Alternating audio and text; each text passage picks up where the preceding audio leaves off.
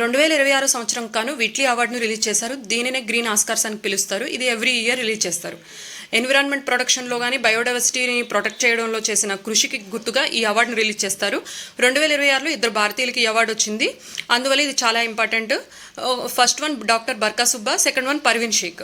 Doctor Barkha Subba Himalayan salamander అనే జీవిని protect చేసిన దానికి వచ్చింది. ఈ జీవి ఎక్కువగా తూర్పు హిమాలయాల్లోనూ, డార్జిలింగ్ కొండల్లో, సిక్కిం, అరుణాచల్ ప్రదేశ్, మణిపూర్లోని కొన్ని ప్రాంతాల్లో కనిపిస్తుంది. ఇది క్రిటికల్లీ ఎండేంజర్డ్ స్టేటస్.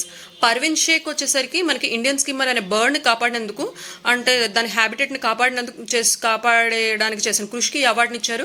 ఇది గంగా నది ముఖద్వారాల్లో ఉంటుంది. చంబల్ నది తీరంలో ధోల్పూర్ రాజస్థాన్లో కనిపిస్తుంది. ఎక్కువగా నదులు, సరస్సులు, చిత్తడి నేలలు, నదుల ముఖద్వారాలలో కనిపిస్తుంది. ఇది ఎండేంజర్డ్ స్టేటస్లో ఉంది. ఈ స్టేటస్ బర్డ్ రీసెంట్ న్యూస్లో ఉంది అండ్ ఎక్కడ ఉంటుంది అనే దాని మీద క్వశ్చన్ అడగొచ్చు. ఈ అవార్డు కింద 40,000 పౌండ్స్ను రిలీజ్ చేస్తారు.